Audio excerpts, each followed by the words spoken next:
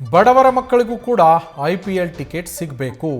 IPL ticket gambling ನಿಂತು ಬಡವರಿಗೂ ಆ ಟಿಕೆಟ್ಗಳು ಸಿಗಬೇಕು ಅಂತೇಳಿ KSCA ವಿರುದ್ಧ ಶಾಸಕ ಗಣಿಗ ರವಿ ಅವರು ವಾಗ್ದಾಳಿಯನ್ನು ಮಾಡಿರುವಂಥದ್ದು. ನನಗೆ 50,000 ಕೊಟ್ಟು ಟಿಕೆಟ್ ಕೊಳ್ಳುವ ಶಕ್ತಿ ಇದೆ, ಆದರೆ ಬಡ ಹುಡುಗರು IPL ಮ್ಯಾಚ್ ನೋಡಬಾರ್ದಾ? ಯಾವ ಬಡ ಹುಡುಗನಿಗೆ ಕೌಂಟರ್ನಲ್ಲಿ ಟಿಕೆಟ್ ಸಿಕ್ಕಿದೆ ಹೇಳಿ? ಲೈನ್ನಲ್ಲಿ ನಿಂತು ತಗೊಳ್ತೀನಿ, ಎಲ್ಲಿ ಸಿಗತ್ತೆ ಹೇಳಿ? ಯಾವ ಕೌಂಟರ್ನಲ್ಲಿ ಟಿಕೆಟ್ ಕೊಡ್ತಾ ಇದ್ದಾರೆ ತೋರಿಸಿ ಅಂತೇಳಿ ಸಾಲು ಸಾಲು ಪ್ರಶ್ನೆಗಳನ್ನು ಇಟ್ಟಿದ್ದಾರೆ ಶಾಸಕ ಗಣಿಗ ರವಿಕುಮಾರ್ ಅವರು.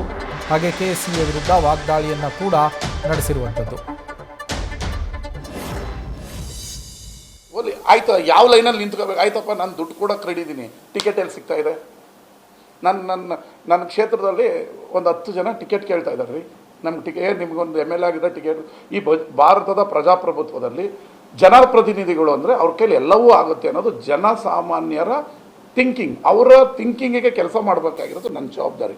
ಅವ್ರು ಅನ್ಕೋತಾರೆ MLA ಹೇಳಿದ್ರೆ ಟಿಕೆಟ್ ಸಿಕ್ಬಿಡ್ತದೆ. ಮೊನ್ನೆಯಿಂದ ನನಗೊಂದು 100 ಕಾಲ್ ಬಂದಿದೆ, 2 ಟಿಕೆಟ್ ಕೊಡಿ, 2 ಆಯಿತು. ನಾನು ಅದು ಎಷ್ಟು ಇಟ್ಟಿದ್ದಾರೆ ದುಡ್ಡು ಕೊಟ್ಟು ತೊಗೋತೀನಿ, ಎಲ್ಲಿ ಕೊಡ್ತಾರೆ ಕೇಳಿ, ಯಾವ ಕೌಂಟರ್ ಕೊಡ್ತಾರೆ ಕೇಳಿ, ಎಲ್ಲಿ ಕೊಡ್ತಾ ಇದ್ದಾರೆ ರೀ? ಮೊದಲೆಲ್ಲ ಭಾರತದ ಮ್ಯಾಚ್ಗಳು ನಡಿಬೇಕಾದ್ರೆ ರಾತ್ರೆಲ್ಲ ಕಾಯ್ಕೊಂಡಿದ್ದು, ಬೆಳಗ್ಗೆ 8 ಗಂಟೆಗೆ ಕೊಡೋರು, ಮಧ್ಯಾಹ್ನ 4 ಗಂಟೆವರೆಗೂ 20,000 ಟಿಕೆಟ್ ಮಾರ್ದೋ, 10,000 ಟಿಕೆಟ್ ಮಾರ್ದೋ. IPL ಯಾವ ಕೌಂಟ್ರಲ್ಲಿ ಕೊಡ್ತಾ ಇದೆ ತೋರಿಸ್ರಿ ನೋಡೋಣ.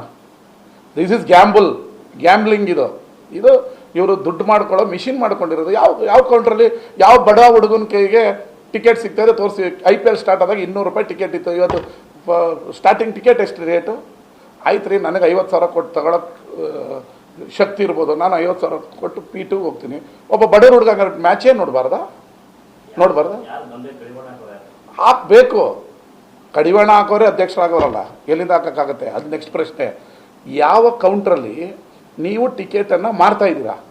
ಆನ್ಲೈನಲ್ಲಿ ಬಿಟ್ರಂತೆ 5 ನಿಮಿಷದಲ್ಲಿ 5,000 ಟಿಕೆಟ್ ಆಗೋಯ್ತಂತೆ. 40,000 ಸೀಟ್ ಇದೆ. ನಿಮ್ಮ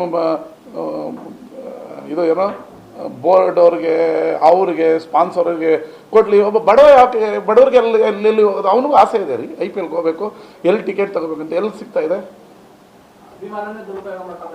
1000% ಅಭಿಮಾನವನ್ನು, ಕ್ರಿಕೆಟ್ ಮೇಲಿನ ವ್ಯಾಮೋಹವನ್ನು ಇವರು ದುಡ್ಡಾಗಿ ಪರಿವರ್ತಿಸ್ಕೊತಾ ಇದ್ದಾರೆ.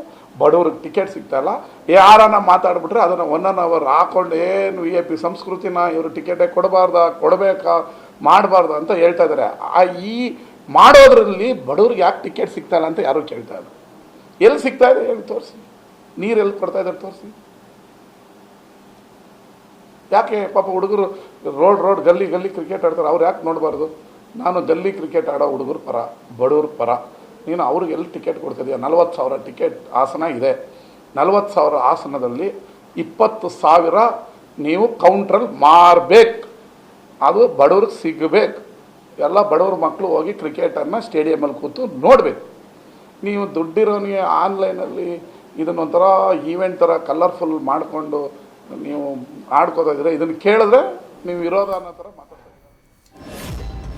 ಗಣಿಗ ರವಿಯವರ ಪ್ರಶ್ನೆ, ಜನಸಾಮಾನ್ಯರಿಗೆ ಟಿಕೆಟ್ ಸಿಗ್ತಾ ಇಲ್ಲ. ಆನ್ಲೈನ್ನಲ್ಲಿ 5 ನಿಮಿಷದಲ್ಲಿ ಓಪನ್ ಆದಂಥ ಎಲ್ಲ ಟಿಕೆಟ್ಗಳು ಸೇಲ್ ಆಗೋಗ್ಬಿಟ್ಟು 5,000 ಸೇಲ್ ಆಯಿತು ಅಂತ ಹೇಳ್ತಾರೆ. ಆದರೆ ಬಡವರ ಮಕ್ಕಳಿಗೆ ಎಲ್ಲಿ ಸಿಗ್ತಾ ಇದೆ ಟಿಕೆಟ್? ನನಗೇನೆ ಬರ್ತಾ ಇದ್ದಾವೆ ಕಾಲ್ಗಳು, 100 ಕಾಲ್ಗಳು ನನಗೇನೆ ಬಂದಿದ್ದಾವೆ, 1-2 ಟಿಕೆಟ್ ಕೊಡಿಸಿ ಅಂತೇಳಿ. ನನ್ನ ಹತ್ರ ಏನೋ ಶಕ್ತಿ ಇದೆ ದುಡ್ಡು ಕೊಟ್ಟು ಕೊಂಡ್ಕೊಳ್ಳೋದಕ್ಕೆ. 50,000 ರೂಪಾಯಿ ಆದರೂ ನಾನು ಟಿಕೆಟ್ ಕೊಟ್ಟು ಕೊಂಡ್ಕೊಳ್ಳುವ ಶಕ್ತಿ ನನಗಿದೆ. ಹಾಗಂತೇಳಿ ಬೇರೆಯವರಿಗೆ ಈ ಶಕ್ತಿ ಇರುತ್ತಾ? ಜನಸಾಮಾನ್ಯರಿಗೆ ಇರುತ್ತಾ? ಭಾರತದಲ್ಲಿ ಕ್ರಿಕೆಟನ್ನು ಯಾವ ಮಟ್ಟಿಗೆ ಆರಾಧಿಸ್ತಾರೆ ಅನ್ನೋದು ಎಲ್ರಿಗೂ ಗೊತ್ತಿದೆ. ಗಲ್ಲಿಗಳಲ್ಲೂ ಕೂಡ ಕ್ರಿಕೆಟ್ ಆಡ್ತಾರೆ.